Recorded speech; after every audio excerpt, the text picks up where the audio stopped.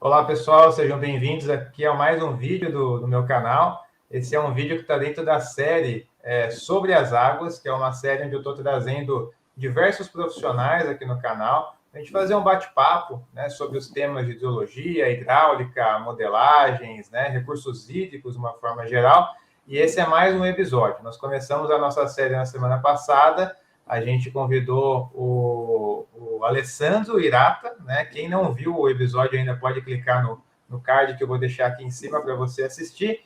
Foi um episódio bem bacana, a gente falou ali da hidrologia aplicada em projetos, né? Ele já trabalha aí com projetos há mais de uma década e pôde compartilhar um pouco da experiência dele com a gente também, tá? Hoje é mais um episódio, vai ser o nosso segundo episódio desse podcast sobre as águas, e eu vou convidar o professor doutor Jaime, né, que a gente já se conhece há algum tempo aí, para participar com a gente aqui nesse episódio. Então, colocar ele na tela aqui, professor. Já te agradeço aí de antemão, né? Mais uma vez te agradecendo, né, pelo seu tempo disponibilizado. Eu sempre falo aqui para o pessoal que hoje em dia o tempo é o nosso bem, acho que mais escasso aí, né? Tá todo mundo sem tempo, né? Muita correria, né? Essas mudanças aí da pandemia, muita coisa online. Então, assim, mudou bastante a nossa dinâmica aí de vida, de trabalho, né? Então, te agradeço mais uma vez aí pelo seu tempo aí de estar aqui com a gente, né? E pessoal, é só para...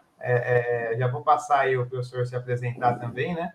Mas o Jaime, ele é professor e doutor, né, na Faculdade PUC, no Rio Grande do Sul, e ele também trabalha com a parte aí de consultoria, né? Então, por isso que eu trouxe ele aqui para o canal, né? Porque ele tem bastante experiência aí nessa parte também de hidrologia, hidráulica, modelagens, né? A gente vai fazer um bate-papo aqui com vocês para a gente tentar compartilhar o máximo de conhecimento.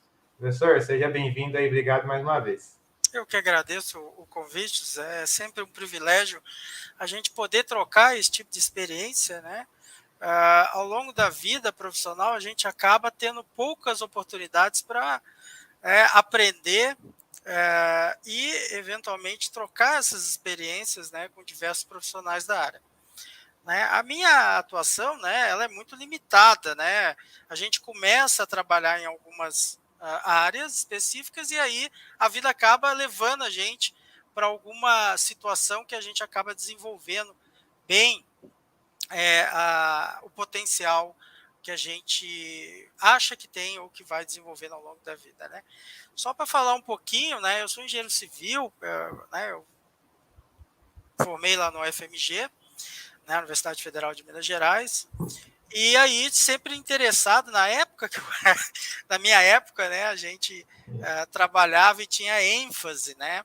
A ênfase da engenharia civil, uma das ênfases que a gente tinha no UFMG era recursos hídricos, né?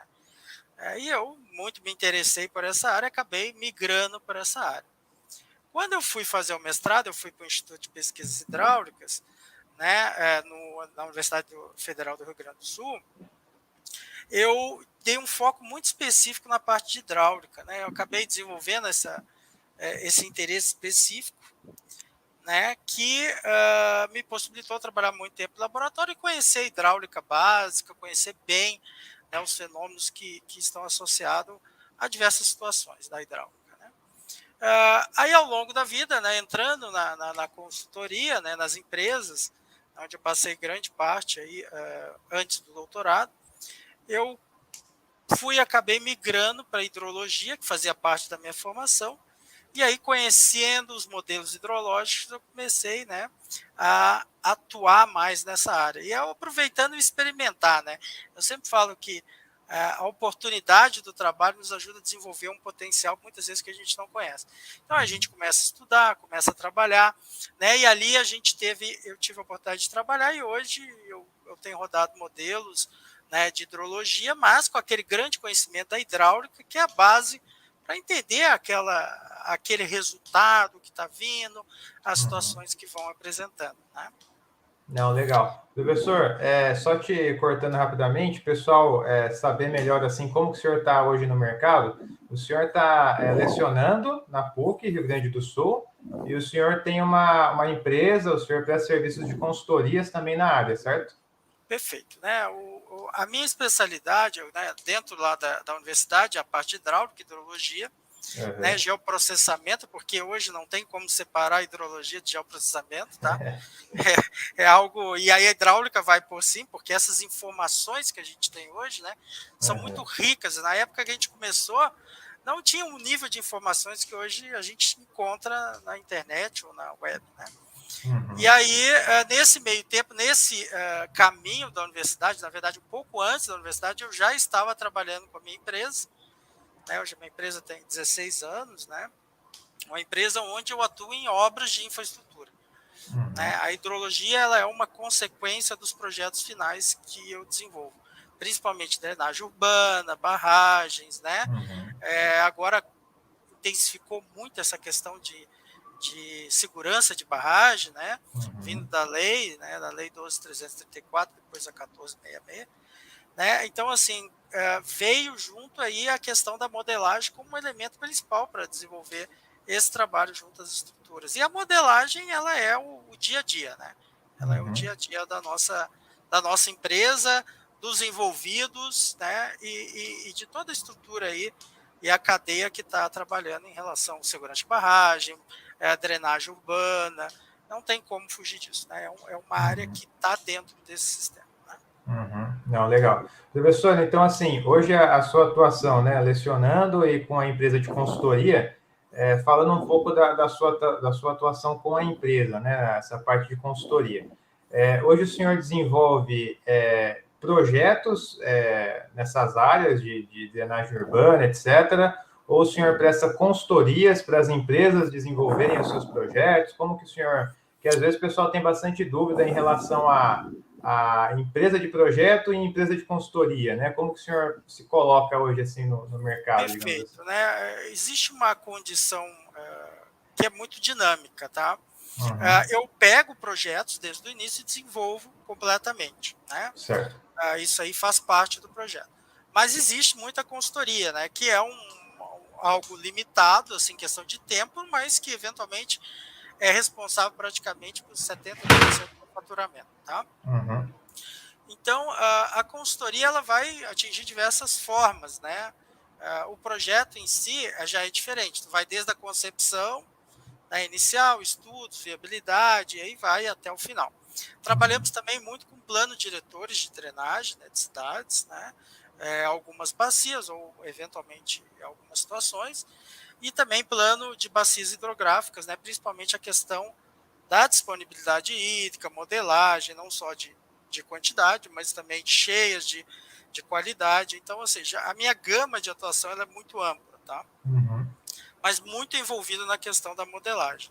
Claro que a Uhum. modelagem, nós vamos falar um pouquinho mais na frente, ela vai depender muito dos dados que nos são disponíveis. Então, o conhecimento básico da hidráulica, dos fenômenos hidrológicos é fundamental para qualquer modelador, né? Qualquer pessoa que atua como modelagem, ele tem que ser está bem enraizado nos conhecimentos básicos, né? E obviamente sempre na continuidade dos estudos que ela tem que prosseguir, né? A gente não nasce formado, né? A gente vai se formando ao longo Uhum. do tempo, né? Sim, sim, não, perfeito. E aí, professor, um questionamento também, né? Nesse trabalho na parte de consultoria, de projeto, né? Como que é o dia a dia, né? Como que o senhor desenvolve esses trabalhos, né? A gente até conversou com o Alessandro na semana passada, que trabalha numa empresa de projetos, né? Ele comentou que trabalha por contrato, né? Às vezes ele trabalha numa área bastante específica para drenagem, hidrologia, outras vezes é um projeto que não tem esse caráter como primário, mas também que requer, né, uma tratativa hidrológica, de estudos e tudo mais. Os trabalhos que o senhor desenvolve, eles são focados, né, nessa área, onde a hidrologia, a hidráulica vai estar em primeiro plano, né, digamos assim, e como que é o desenrolar desses trabalhos, né, até em termos assim de tempo de desenvolvimento, dificuldades, levantamento de dados, como que é isso na prática, professor? É uma pergunta bem ampla, né? Vai Uhum. depender de projeto para projeto. Num plano diretor, né, são trabalhos mais longos, né? De 1 ano até 2 anos, onde se desenvolve não só o levantamento de campo, onde você, como hidrólogo, no caso eu, como hidrólogo, oriento justamente as questões fundamentais, por exemplo, para escoamento das cheias ou eventualmente das chuvas. Então, tu tem todo um trabalho de assistência básica, até o final das obras, que aí vem o projeto efetivo das estruturas que vão compor esse sistema de drenagem, né? Existem também, por exemplo, um plano de bacia são elementos muito amplos, por exemplo. Trabalhei junto como consultor numa empresa para desenvolvimento do plano diretor do Distrito Federal, do Oeste Baiano. Então, assim, são anos de projeto, né? Como eu fico muito na parte de diagnóstico, pelo menos 2 anos em cada projeto desse eu fico.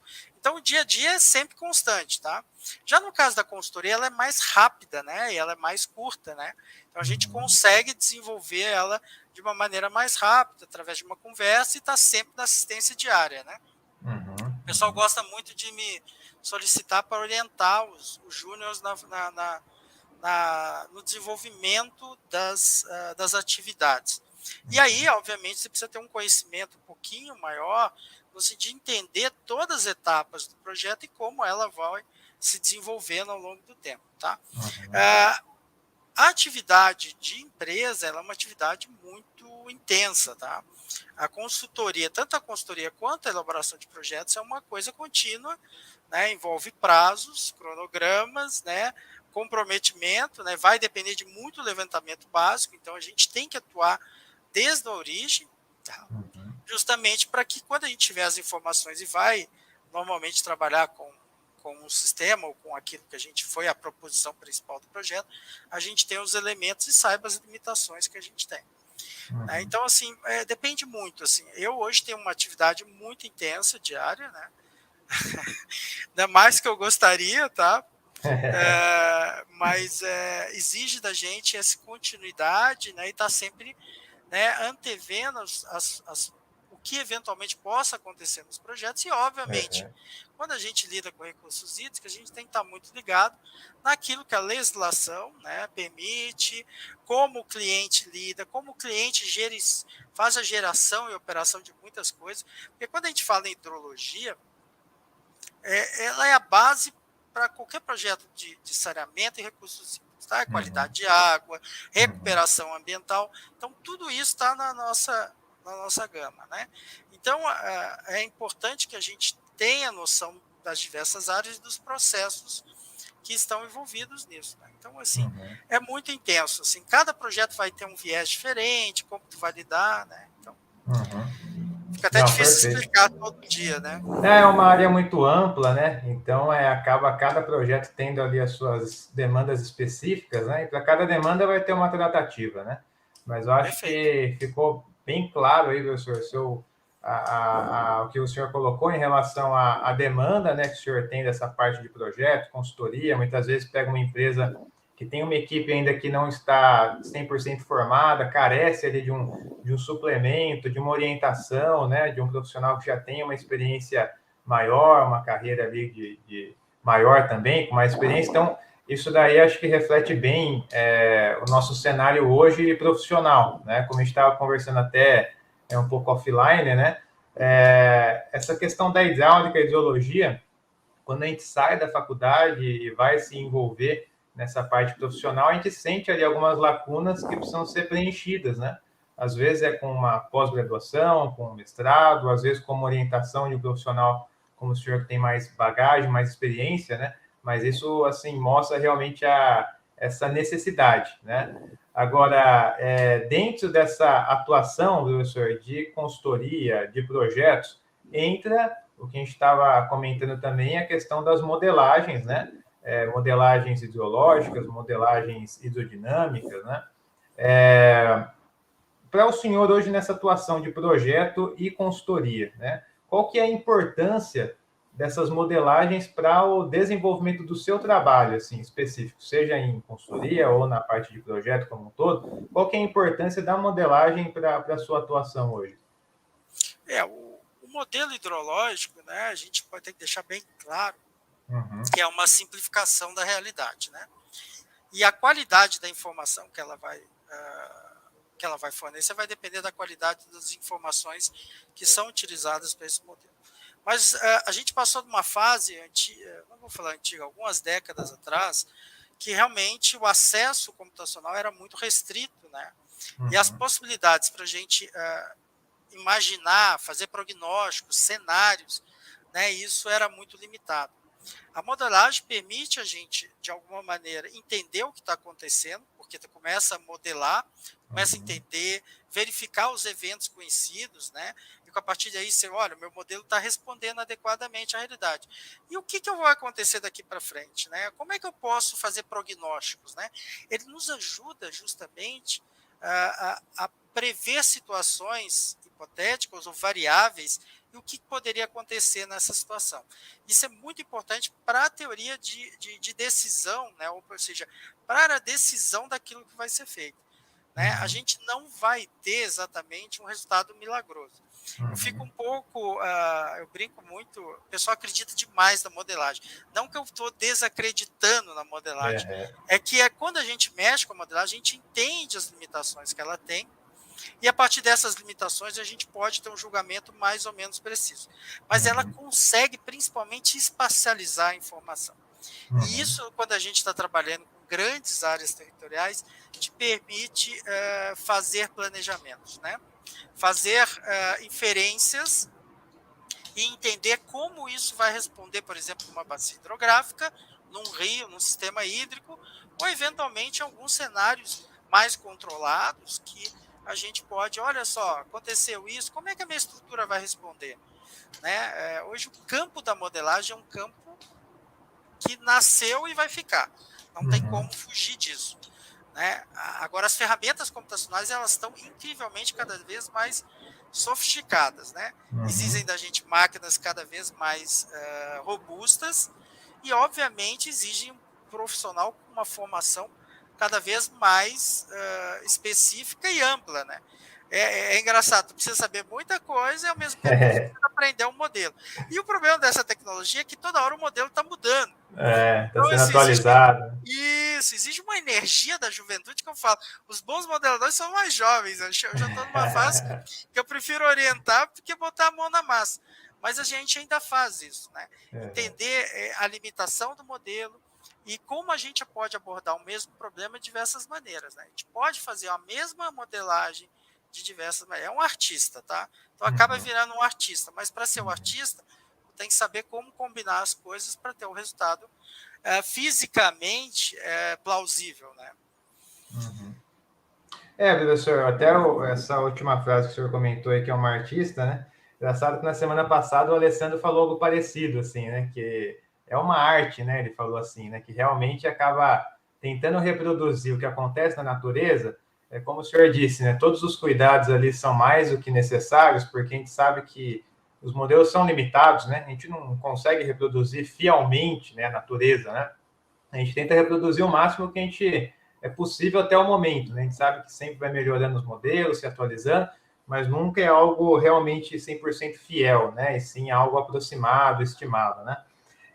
O que o senhor comentou também em relação a ter nascido, né, essa tecnologia, essa técnica, vamos colocar assim, e para ficar, eu também acredito nisso, porque, como eu disse até na semana passada, a tecnologia ela entrou na engenharia, né? Então a gente vê hoje diversas ferramentas, softwares, né, para modelos, etc., que realmente hoje o cenário mudou bastante. Né? Como no passado o pessoal fazia o projeto com nanquim, né, caneta e nanquim, hoje em dia não consegue mais atuar no mercado. Né? Então teve que se atualizar o AutoCAD, depois se viu 3D, o BIM já está muito forte, né? Então isso aí acaba acontecendo e a tecnologia realmente chegou.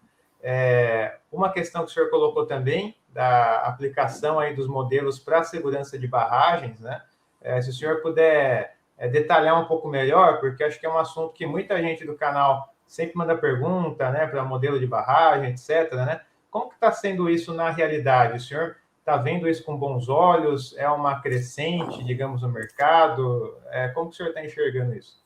Olha, existem vários tipos de modelo. Eu vou entrar um pouquinho até a gente chegar lá. Se eu sair um pouco do caminho, eu vou. Você me ajuda a retornar. Então, assim, nós temos vários modelos, tá? Não é possível a gente ter um modelo que engloba tudo. Apesar que nós estamos caminhando agora para modelos que conseguem, por exemplo, fazer um chuva-vazão com a propagação hidrodinâmica, que eu acredito que seja o futuro, né? Eles já estão incorporando os modelos, a separação da chuva do escoamento, para já colocar o modelo e rodar hidrodinamicamente, o que vai, teoricamente, resolver uma série de outros problemas, mas pode gerar outros, né? Então, isso ainda está muito inicial. Então, assim, normalmente, quando a gente faz a própria Lei de Segurança de Barragem e alguns específicos, a ANM, a Agência Nacional de Mineração, por exemplo, na Casa de Barragem de Mineração, ela exige uma modelagem 2D, tá? De ruptura das barragens. Até para definir a mancha de inundação decorrente a essa modelagem. E a partir dessa modelagem, a gente define a zona de autossalvamento, que é ali 30 minutos, né, do tempo da onda de chegar, ou 10 quilômetros. Né? Então, a modelagem vai permitir definir ela com mais acuracidade. Né? O problema dos modelos hoje, né, nós temos modelos hidrológicos, eles dão resultados muito interessantes, tá? Quando a gente propaga água. Já os modelos de mineração, nós já começamos a entrar no processo onde água e sedimento começam a trabalhar e a reologia começa a ser um fator predominante na forma de escoamento. Porque a gente pode não ter escoamento só água, a gente vai ter água, minério, e algumas vezes nós vamos ter fluidos que não são newtonianos, a gente vai estar bemiliano, plástico, aí tu tem toda uma reologia específica. E aí, esses modelos, então, são associados ao hidrodinâmico e permitem determinar até onde essa mancha e, obviamente, a quantidade de sedimento que vem. A ciência hoje ainda é limitada. Nós estamos numa ciência de franco desenvolvimento para isso. Tá? Existem tendências, justamente a legislação prevê que a gente seja o mais conservador possível, mas a gente está trabalhando ainda com equacionamentos que foram desenvolvidos para condições diferentes daquilo que a gente está vendo. Então, tu vê que um campo se abre muito grande aí, justamente para ter esse desenvolvimento, mas com esses resultados, mesmo não sendo ideal, nos ajuda a tomar decisões. Tirar pessoas de zonas que eventualmente vão sofrer algum tipo de impacto, né, relocar pessoas e definir zonas que são perigosas, né, para ocupação ou eventualmente outras coisas. Né? As famosas ZAS, né? Zona de autossalvamento. Né? Isso. Então, assim, são muito importantes. Mas aí não é só isso, porque aí essa área de mineração é uma área complexa que envolve não só hidrologia, envolve, né, mecânica de fluidos, né, a própria questão da geotecnia para entender como vai ser a ruptura, que tipo de volume mobilizado, né? Então, tu tem uma área multidisciplinar. E hoje a modelagem é uma área multidisciplinar. Apesar do engenheiro hidráulico, o hidrólogo que faz isso, né? Vocês têm o engenheiro ambiental, o engenheiro civil, tu tem engenheiro hídrico, tu tem várias pessoas trabalhando nessa área. Né? Justamente porque existem competências. Né? E aí eu não vou nem falar, muitos desses modelos são desenvolvido em plataformas de sistema de informação geográficas, foi o que eu te falei do geoprocessamento. Sim. Então, tu está acoplando informações, né? A base é uma topografia bem elaborada, né? Medições de campo, né? Então, tu tem uma ampla atividade de competências que tem que ser desenvolvida juntas. Né? E hoje, cada dia mais, a engenharia é uma área multidisciplinar, né? E neste caso da modelagem, eu tenho alguns, né? A gente tem a ideia falsa de que a engenharia é algo exato, né? Eu diria que na hidrologia e na modelagem a gente tem tendências, né? A gente trabalha com variações, né, e análise daquilo que pode acontecer.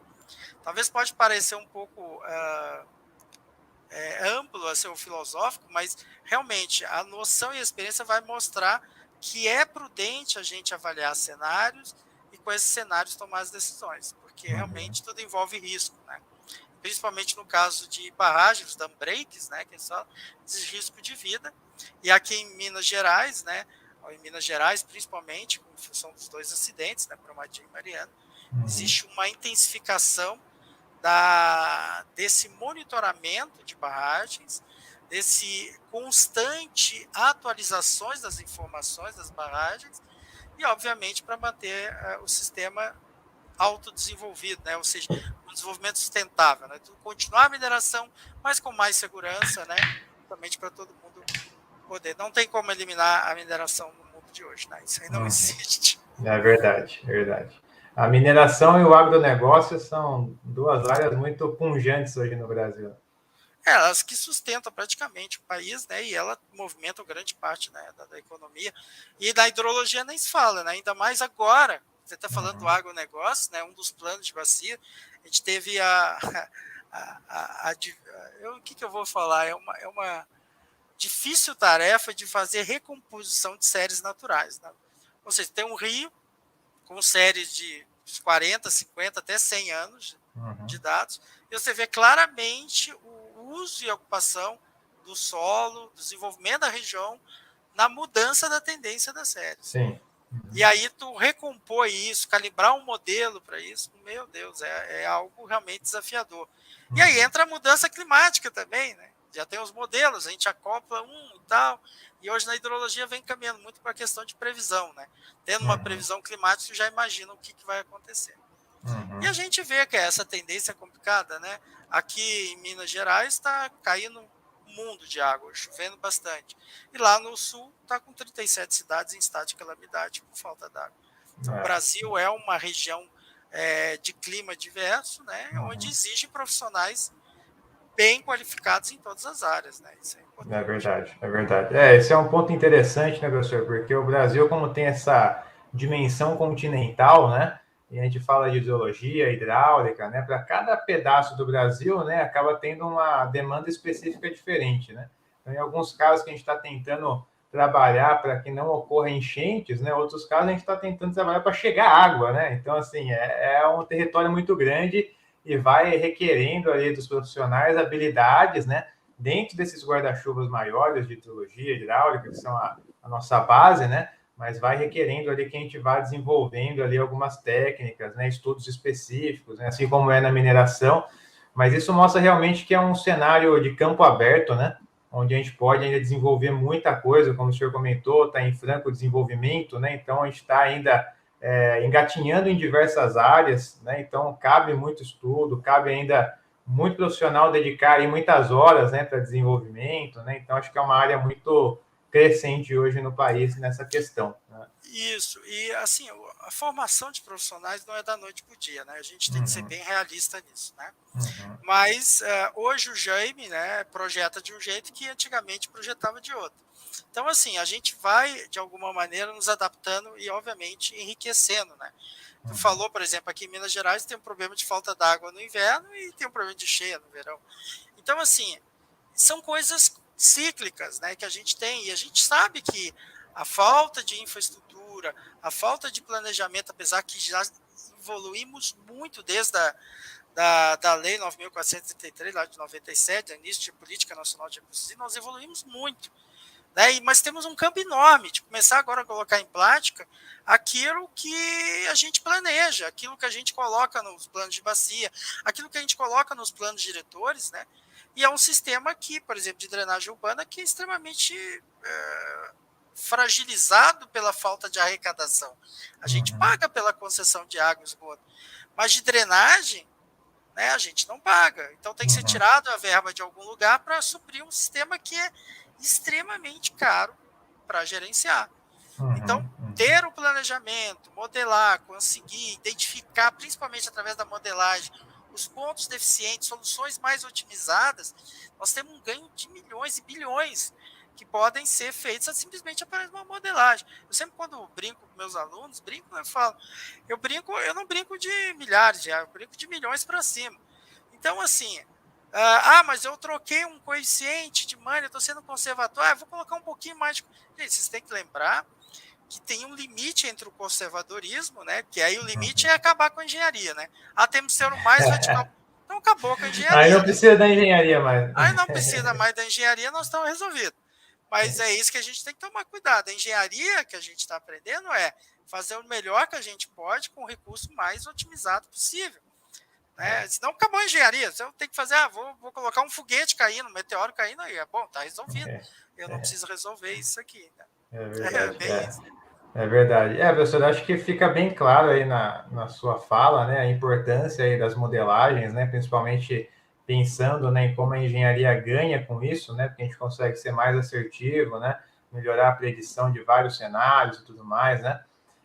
Trazendo agora para um aspecto mais prático, professor, questão das modelagens em si, né? Quais são as ferramentas que o senhor tem trabalhado hoje, as ferramentas que o senhor tem avaliado com bons olhos, talvez para um futuro próximo, como o senhor comentou, essa integração, né, na modelagem ideológica com isodinâmica, o que o senhor tem aplicado hoje na prática, qual que é a experiência atual sobre o assunto?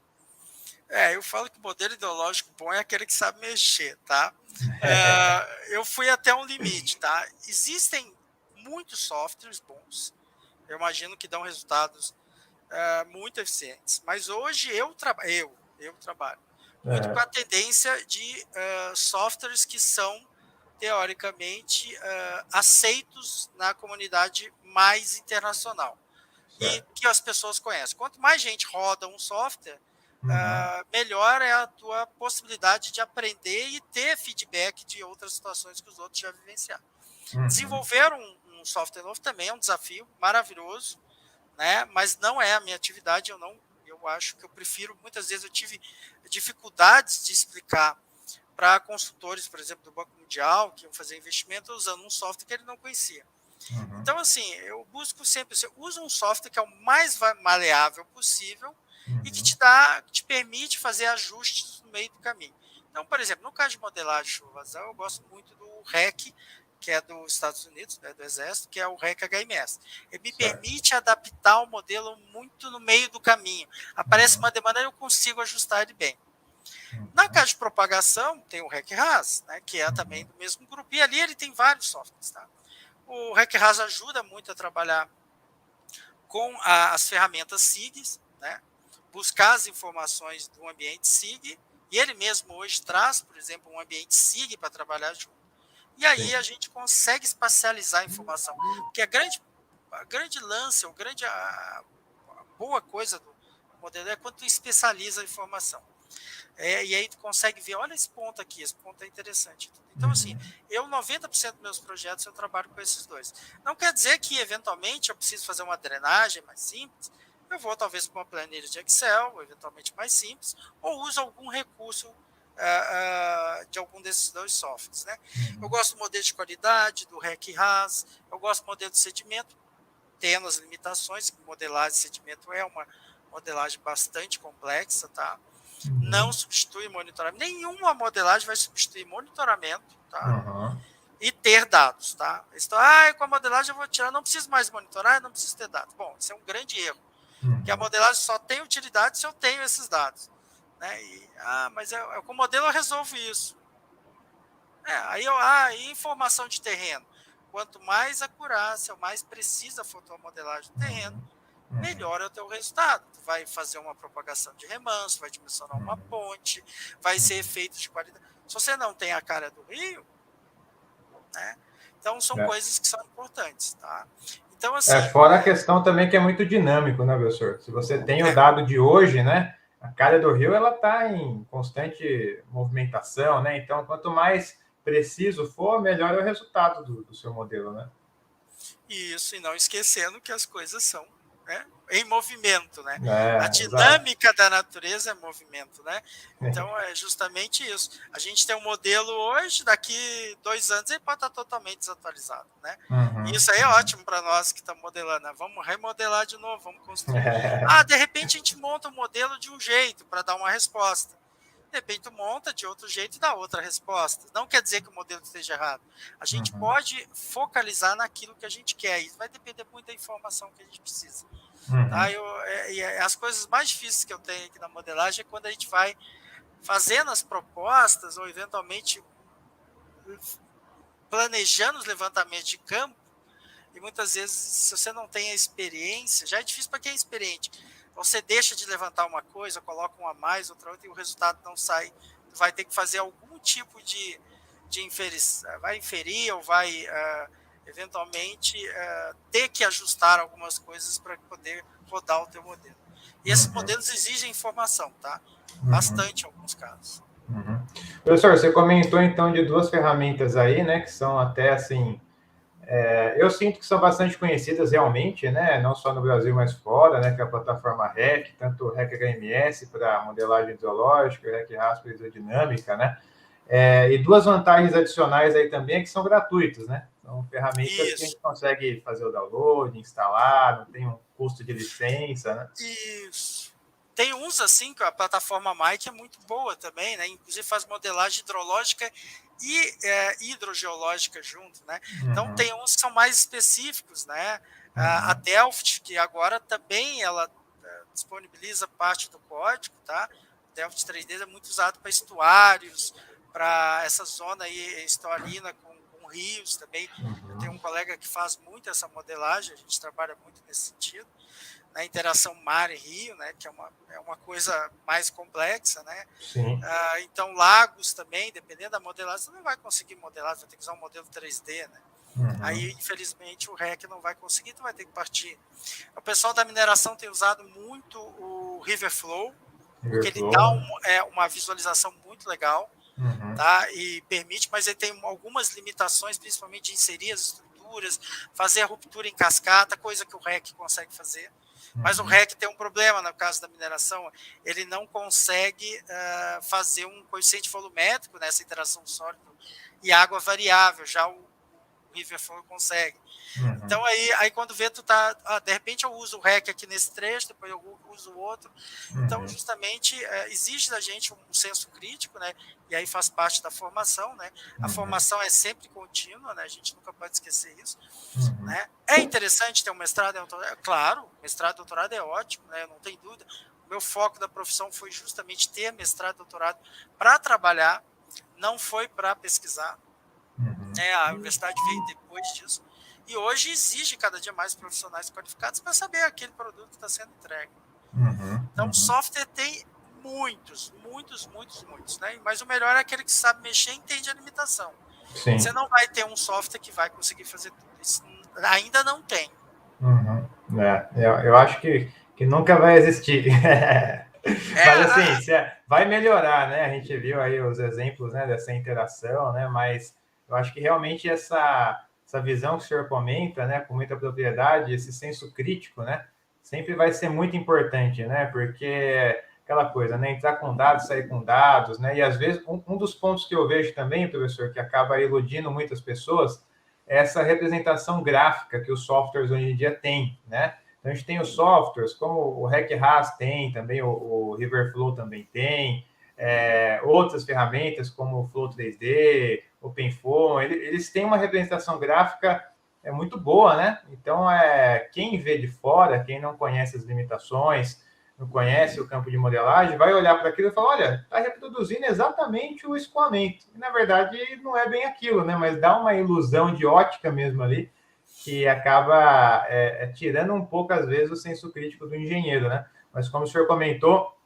isso aí não pode acontecer, até porque cada ferramenta vai ter a sua aplicação, sua limitação, né? O seu uso, né? E quando a gente tira essa visão do engenheiro, aí, como o senhor comentou, acabou a engenharia, né? Acabou a engenharia. E aí realmente fica fácil. Mas tu comentou aí de vários softwares que fazem essa modelagem mais precisa, né? O OpenFOAM e outras coisas. A gente tem alguns modelos, por exemplo, em estruturas de vertedouros ou eventualmente um tulipa, né? Que exige uma modelagem mais específica para determinar coeficientes de escoamento, para depois jogar nos softwares menos detalhistas, né? Porque realmente, dependendo daquela calculadora, você vai ficar dias rodando.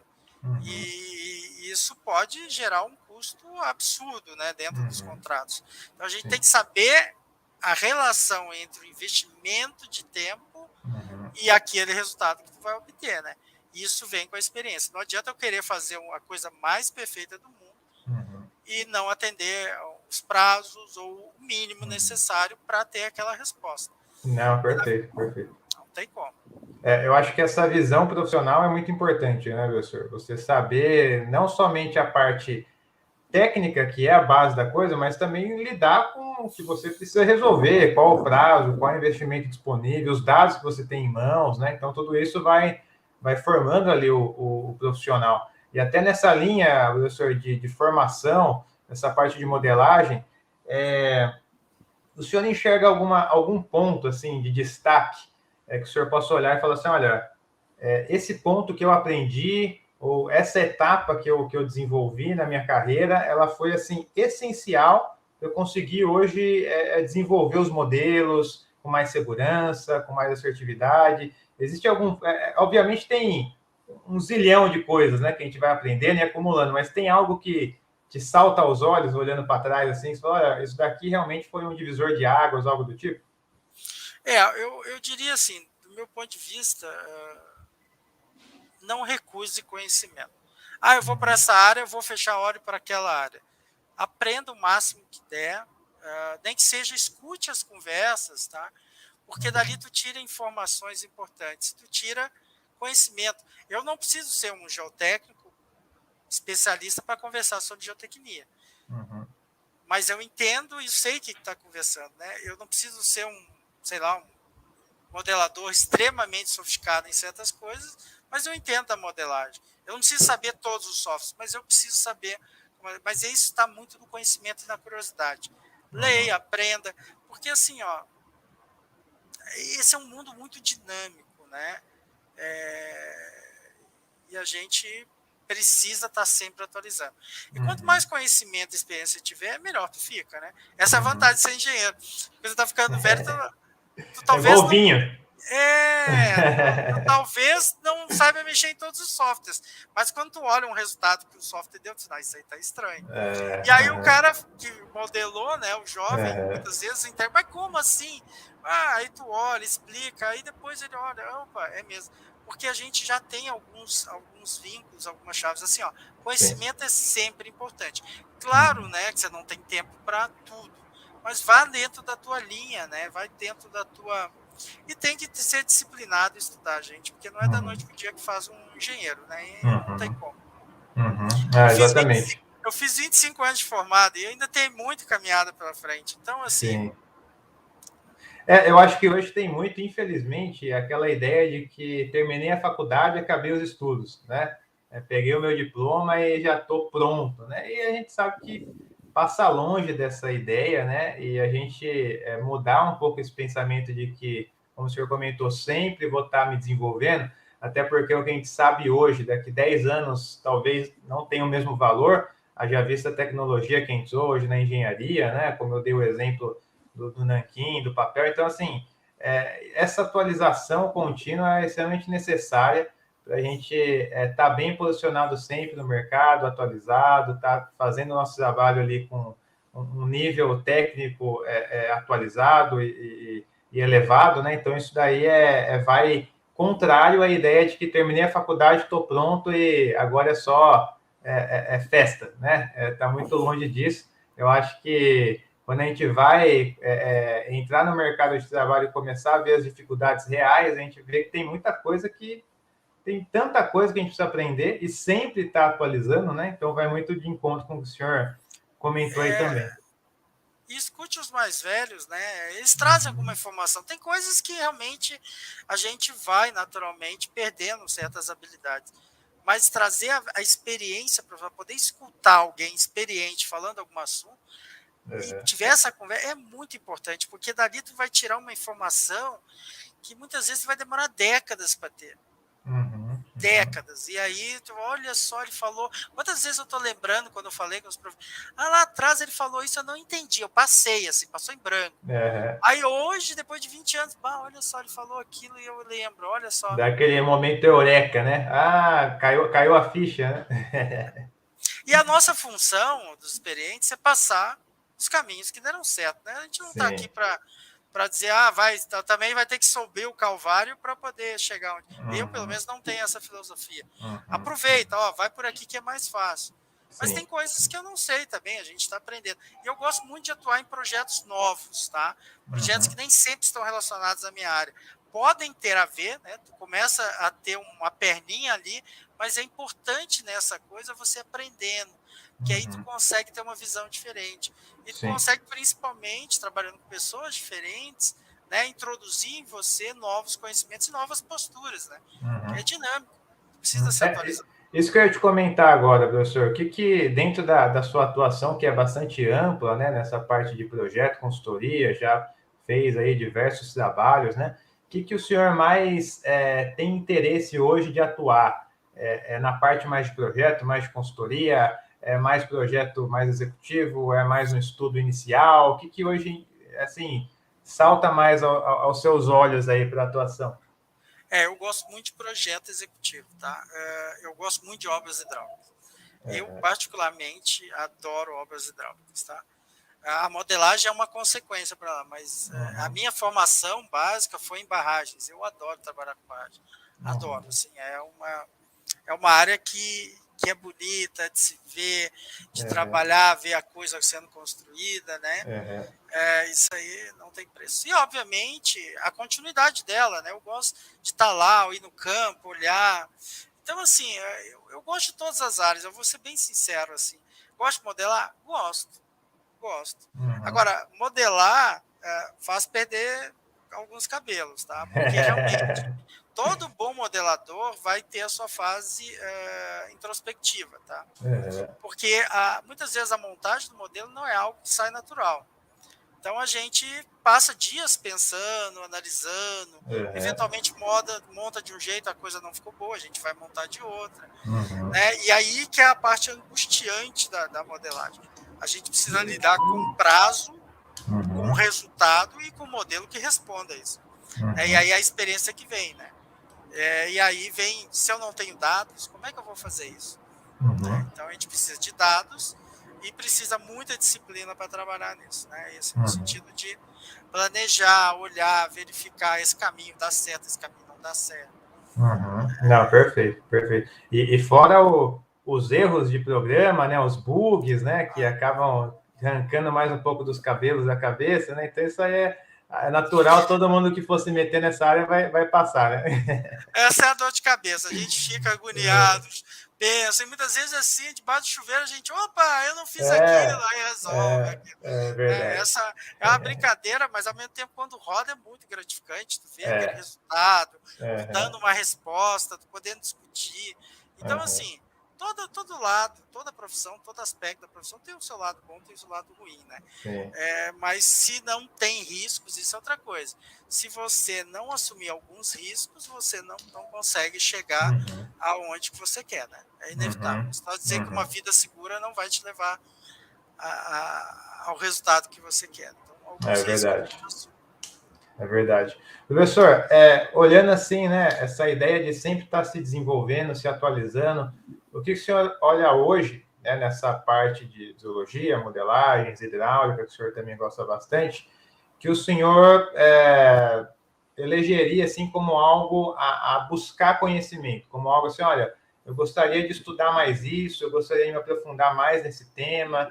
Tem algo assim que você vê, pensando já no presente para o futuro, assim, de que o senhor vai gastar mais energia, mais tempo para tentar desenvolver mais essa área?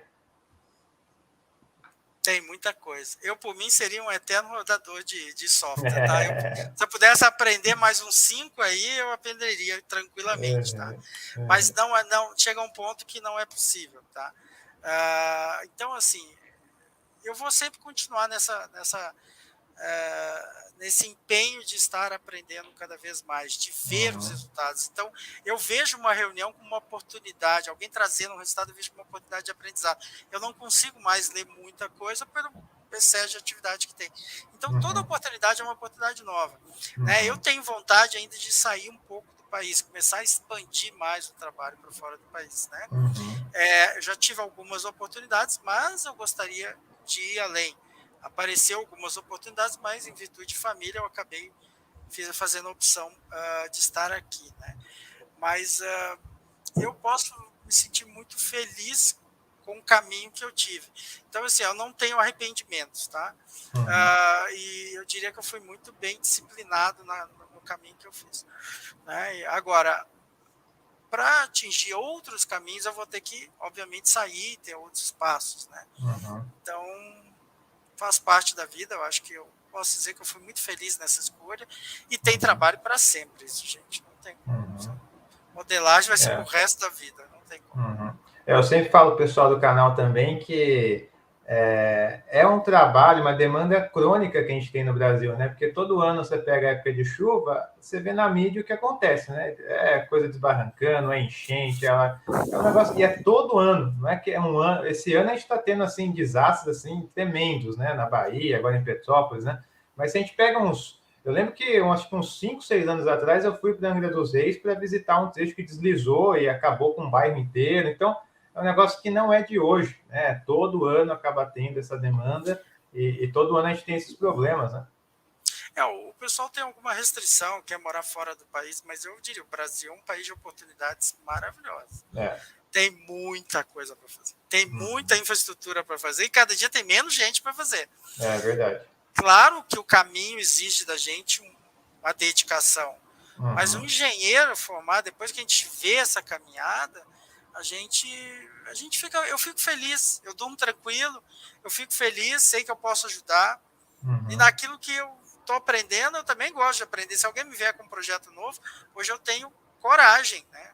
Pela capacidade que a gente vai desenvolvendo e pela capacidade que a gente vê, olha, a gente acaba internalizando o quanto a gente vai se desenvolvendo, porque brincar com modelagem não é uma brincadeira de criança, não é. Então, a partir do momento que quem entra por aí diz, pô, eu sou capaz de aprender, eu sou capaz de desenvolver, né? Não precisa ser com o melhor software, não precisa ser com software pago. Eu posso dar respostas muito boas e a sociedade chegou até aqui com coisas que não tinha com base nisso. Isso a gente tem que esquecer. O que o software vai nos ajudar a pensar e calcular coisas que a gente não faria na mão. Não tem dúvida. Não teria braço para isso. Não tem braço nem tempo para isso. Mas a gente tem isso, né? E obviamente a gente não pode esquecer que existem outros profissionais também muito bons e que vão ter respostas e pensam diferente. Não há problema.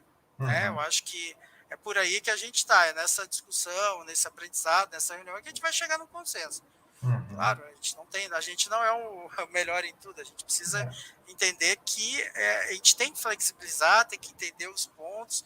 E, obviamente, gente, modelagem é muito regional. É importante a gente ir lá, conhecer as pessoas, ver, conhecer os problemas, perguntar para os moradores, como é que funciona aqui e tal. Porque ele está lá na vivência, a gente está atrás do computador, então o campo é fundamental também. A gente olhar, ver, funciona assim, aconteceu isso para essa condição. De repente, uma informação te resolve um monte de problema, mas tem que estar ligado. É verdade. Tem uma frase que diz, né, que o conhecimento está disperso na sociedade, né? E quando a gente vai para essa parte de modelagem, a gente vê muito isso na prática, né? Porque ali você tem um conhecimento acumulado de um morador de um bairro que está lá há anos, né? E isso aí, para nós que estamos ali na parte de modelo, atrás do computador, soma demais o trabalho, né? Soma demais. Professor, já indo aqui para os finalmente aqui do nosso vídeo, fazer uma pergunta mais filosófica aqui para você. Em relação a sonho profissional, o senhor tem algum sonho profissional que o senhor não realizou ainda? E, se não, o que seria? O senhor possa compartilhar conosco aí? Olha, eu não posso dizer que eu não sou um cara muito ambicioso, mas eu gostaria de trabalhar em grandes obras de barragem ainda, alguma grande obra. Se não, a parte de obra mesmo, o senhor fala? Não, obra que eu digo, desenvolvimento do projeto, né? E, obviamente, acompanhamento do projeto. Apesar disso, na minha área, eu fico um pouco limitado, né? Essa seria um sonho, mas hoje eu tenho trabalhado muito com as obras antigas na questão das revitalizações e estabelecimentos de fatores de segurança. Então, eu já estou no caminho, tá? Eu gosto disso. Né? Por exemplo, tem muitas situações que tu tem um sistema cascata de barragem e tu vê que ela já está com vertedor deficitário e, eventualmente, tu pode, dentro da modelagem, estabelecer operações e tudo. Isso é legal. Isso é uma coisa que eu tenho muita vontade de fazer. Mas eu acredito que cedo ou tarde vai aparecer, né? Eu sou muito feliz. Eu consegui chegar num caminho muito feliz, assim. Eu não tenho me queixar, não. Claro que eu tenho muito para aprender. Gostaria muito de poder passar isso, tanto que hoje eu dou aula, mas a nossa área na engenharia civil não é uma área muito atrativa, né? Que exige, obviamente, muito conhecimento matemático, né? Conhecimento de hidráulica, de hidromecânica, né? Mecânica de fluidos, turbulência. Então, isso tudo assusta um pouco as pessoas. Mas para aqueles que gostam, eu falo que eu nunca conheci um hidrólogo infeliz, tá? Eu vou ser bem sincero. Tem um hidráulico infeliz. Ele pode talvez reclamar de algumas outras coisas, mas de infelicidade eu nunca conheci. Então, se você conhecer, eu também apresento. Talvez ele tenha uma visão diferente que a minha.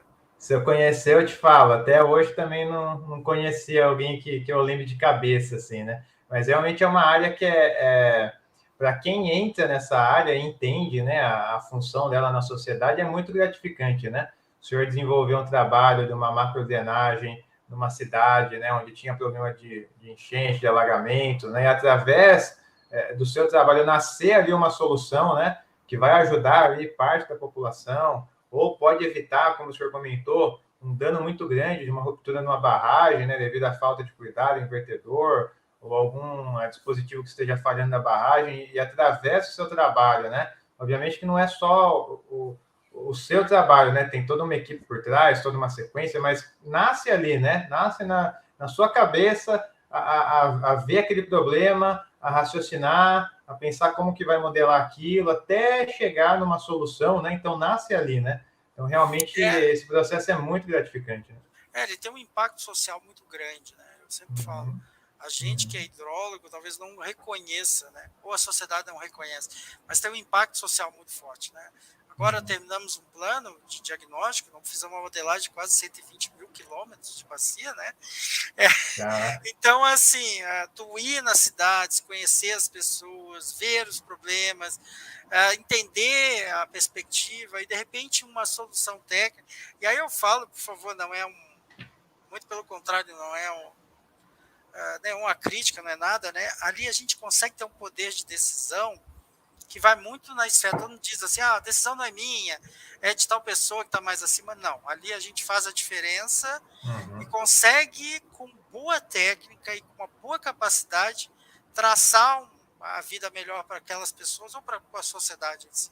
Né? E não tem como mensurar isso e as pessoas não têm essa amplitude. Porque quando chega o produto pronto, ali houve por trás daquele produto uma série de informações, de trabalho, de equipes e muita gente mesmo envolvida. Muita hora de engenharia ali, né? Tem muita hora de engenharia e todo mundo se assusta. Hoje existe uma tendência que se assusta. Mas custa isso tudo, né? Adoro falar isso. Mas tem horas de engenharia, tem hora de dedicação, tem hora de experiência, tem hora de expertise.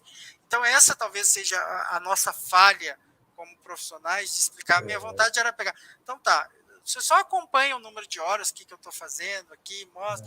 Tu vai ver que o que tu está pagando não é um absurdo, é muita dedicação, é muita gente, é muito conhecimento, é fora segurança. As horas de estudo, né, anteriores, para me formar hoje, né, a cabeça que eu tenho, um negócio que assim, tem conhecimentos que não tem, assim, quanto que vale uma vida, quanto que vale uma seriedade num projeto. Muitas vezes a gente fala 1 milhão para cá, 1 milhão para cá, mas vai custar 1 milhão a mais. Gente, mas olha só, o benefício é muito grande, tá? Então, assim, tem coisas que não vale a pena. Tem coisas que realmente não vale a pena. Mas tem coisas que realmente vão trazer um benefício enorme e a gente vai poder botar a cabeça tranquila no travesseiro. Tá? Não, com certeza. Professor, a última pergunta aqui para a gente encerrar, então, é uma pergunta também, assim, mais assim, na sua visão profissional, também que o senhor possa compartilhar. Imagine o seguinte, né? Que esse pedaço final do vídeo aqui, a sua fala final, imagine se ela chegasse a todos os engenheiros recém-formados hoje que têm interesse em atuar nessa área que a gente atua. Imagine que a gente tivesse esse poder de fazer essa mensagem chegar a todos os engenheiros no WhatsApp, eu não sei, eles iriam ver essa mensagem, né? O que o senhor falaria, poderia falar de alguma dica, alguma orientação para eles, pensando naquele profissional lá no Jaime, recém-formado em graduação, que está começando a atuar nessa área, tem interesse, tem esse gosto. O que você falaria para esses profissionais, assim, como uma instrução, uma orientação, uma dica profissional? Uma boa pergunta, né? Como dica profissional, né, eu diria escute mais, fale menos. Essa é uma boa dica, tá? Colhe nas pessoas que sabem mais, né? Aprenda, busque conhecimento. Nenhum conhecimento é em vão, né? Se você quer seguir uma área de modelagem, você tem que estudar. Não tem como. Tu tem que se aperfeiçoar, tu tem que estudar. Claro que a gente tem uma área da vida profissional da gente, tem que ser 100% da nossa vida, né? Isso também é muito importante. A continuidade do nosso processo de aprendizado, a continuidade do nosso processo de conhecimento também exige a gente ter uma vida equilibrada. A gente precisa ter uma vida equilibrada, porque a modelagem é uma área que exige de nós muita atenção e equilíbrio emocional. Então, assim, equilibre a tua vida, o privado, o particular com o profissional, mas, assim, nesses primeiros anos, eu diria que nos meus primeiros 10, 15 anos, eu fechei e falei, vou estudar. Fiz mestrado, fiz doutorado, eu, se puder estudar em outro país, em instituições diferentes, conhecer pessoas diferentes, porque tu vai ter uma visão diferente. E tem pessoas que trabalham de maneiras diferentes, né? Então é importante que a gente tenha isso, né? Esse canal é fantástico, trazer essa experiência para as outras pessoas. No meu tempo não tinha muita internet, né? Se eu pudesse olhar e falar, olha só, olha aqui, né? Eu gosto muito de falar do pessoal, você não fez uma vez, pega alguém que fez e repete o que a pessoa fez. Já é um aprendizado gigantesco. Eu aprendi hidráulica muitas vezes repetindo coisas que foram feitas. Porque isso, tal, tal. E entendi isso. Porque a gente vai chegar num nível que não tem ninguém mais que vai ensinar a gente vai ter que caminhar sozinho. E é esse passinho, um atrás do outro, que vai. Então, a persistência, disciplina, estudo, diversão, descanso, tudo isso faz parte da vida, né? Esse equilíbrio, né? Porque assim, ó, se a gente foca demais numa coisa, a gente acaba perdendo um pouco a energia, né? Então, a gente tem que tomar cuidado, a gente tem que ter algo positivo. Claro que eu amo minha profissão, eu não tenho dúvida, tem gente que só vive para a profissão. Mas a gente tem que tomar cuidado um pouco com isso, né? E a vida é um equilíbrio, né? E oportunidades vão aparecer. Isso aí não tem dúvida. Tem muita oportunidade, não se feche. Eu quero só isso. De repente vai para um canto, depois vai para outro, até chegar lá. Isso faz parte. Não, perfeito, maravilha. Professor, mais uma vez aí, muito obrigado aí pela sua presença aqui no canal, pelo seu tempo disponibilizado, pelas suas experiências aí, né, compartilhadas. Como o senhor disse, isso também não tem preço, né? Então, mais uma vez aí, muito obrigado por contribuir com a sua experiência. Deixar o senhor passar aí suas últimas palavras aí para a gente encerrar já também essa live. Não, José, eu agradeço o convite, eu acho que eu fiquei muito feliz dessa oportunidade, né? Da gente levar um pouco de conhecimento. Eu estou aberto, de repente o pessoal precisar de alguma informação, manda para você, a gente responde, tenta ajudar, né? E sempre que puderem, né, a gente entrar em contato, a gente está aí disponível para tudo. Muito obrigado pela essa oportunidade. Maravilha. Obrigado a você, professor. Até uma próxima, então. Grande abraço. Grande abraço. Se cuida aí. Tchau, abraço. Tchau, tchau. Bom, pessoal, então esse foi mais um episódio aqui do nosso podcast sobre as águas. Hoje a gente falou com o professor Jaime, né? Compartilhou com a gente aí muita experiência aí nessa parte prática, profissional, nessa área de modelagens, né? E todo o aprendizado que ele conseguiu desenvolver ao longo da vida dele. Então, nós vamos encerrar aqui. Convido você mais uma vez, se você não assistiu o nosso primeiro episódio, vai estar disponível aqui no meu canal, que nós fizemos na semana passada também, com o Alessandro, onde nós abordamos a importância da hidrologia dentro dos projetos, né? E hoje nós falamos um pouco mais dentro da modelagem hidrológica, tá bom? Então, deixe o seu like aqui no vídeo, se você gostou desse conteúdo, se inscreva no canal, tá? Compartilhe esse conteúdo com as pessoas que você sabe que vão ter interesse, né? O seu grupo aí de colegas engenheiros, técnicos, estudantes, tá bom? Então, compartilhe esse material e fiquem atentos, porque na próxima quinta-feira a gente vai ter uma live sobre um tema técnico de hidrologia. Então, aqui no canal, terça-feira é o podcast, às 8 da noite, e na quinta-feira uma aula técnica de hidrologia, tá certo? Pessoal, grande abraço para vocês, obrigado pelo tempo de vocês também, fiquem com Deus e até uma próxima.